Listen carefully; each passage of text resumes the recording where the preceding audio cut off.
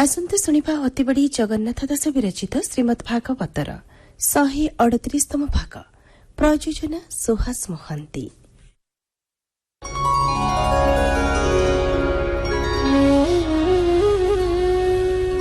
नारायणं नमस्कृत्य नरं चैव नरोत्तमं देवीं सरस्वतीं व्यासं ततो जयमुदीरयेत्।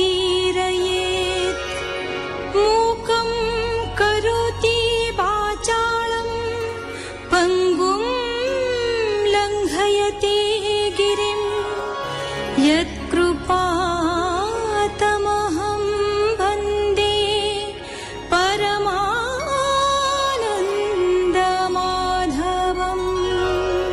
विष्णु भक्त सिंधुपति रहुगणक अनुचरगण भरतंकु शिविका बहन कराइछन्ति।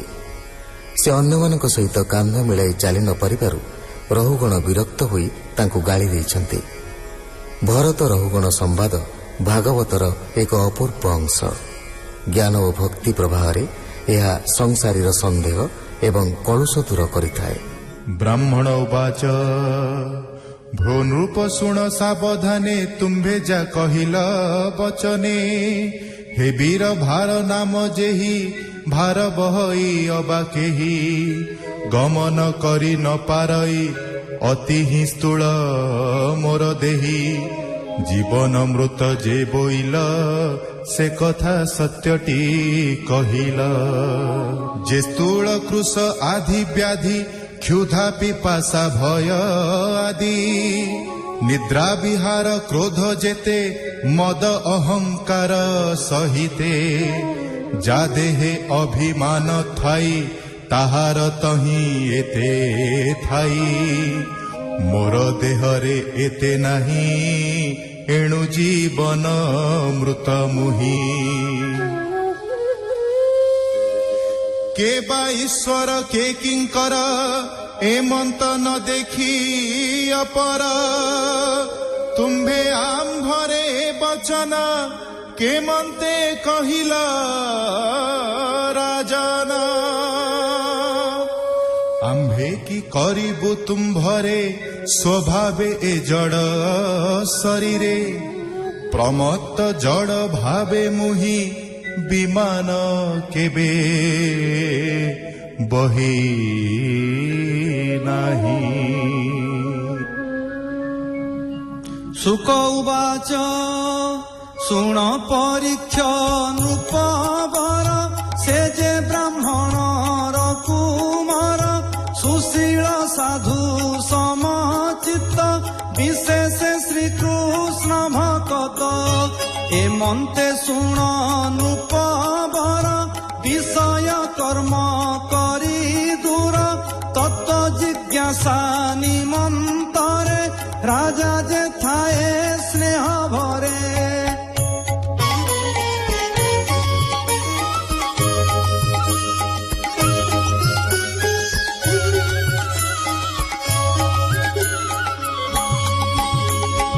अमृत प्राय तांक बाणी मने चिंतिला नृपमणि। तक्षणे शीघ्र तर होई विमान पड़िला ओह्लाई।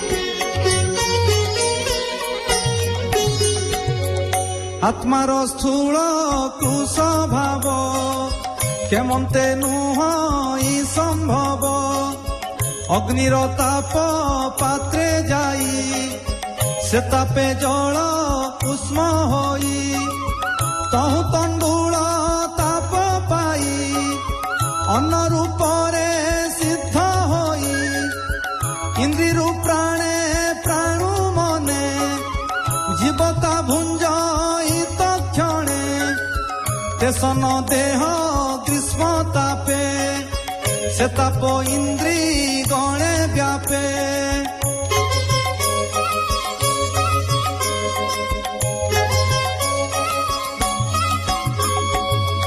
উপাধি ধর্ম পুরুষর কেমন্তে বলু নুহে তার তুজে বইলু এহা সত্য কে অবা প্রভু কে বা ভৃত্য তথাপি রাজা প্রজা ভাব অবশ্য সংসারে রহিব বিচার করি ধর্মা ধর্ম করিব দণ্ড যে পালন কৃষ্ণ আদেশ মণি কলে পাপন লাগে তাকু ভলে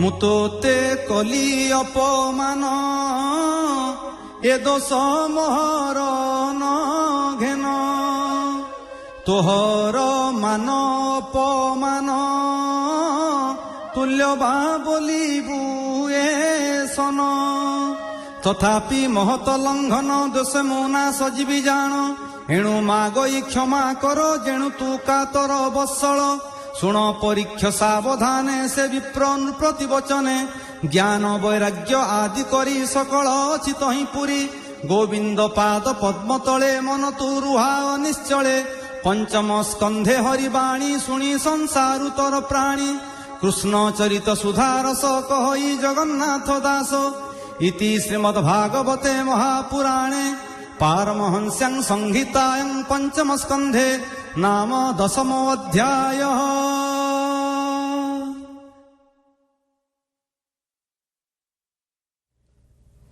ଶୁଣୁଥିଲି ଅତିବଡ଼ି ଜଗନ୍ନାଥ ଦାସ ବିରଚିତ ଶ୍ରୀମଦ୍ ଭାଗବତର 138ତମ ଭାଗ। ଏହି ଭାଗରେ କଣ୍ଠଦାନ କରିଥିଲେ ମହାପ୍ରସାଦକର ଦୁଃଖୀଶ୍ୟାମ ତ୍ରିପାଠୀ, ମହାପାତ୍ର ମିନତୀ ଭଞ୍ଜ ଏବଂ ଶୈଳଭାମା ମହାପାତ୍ର। ବେତାର ସମ୍ପାଦନା ଡକ୍ଟର ଦାଶରଥୀ ଦାସ। ସଙ୍ଗୀତ ପରିଚାଳନା ପ୍ରଫୁଲ୍ଲକର, ବର୍ଣ୍ଣନା ବସନ୍ତ ମହାନ୍ତି, ପ୍ରଯୋଜନା ସୁହାସ ମହାନ୍ତି।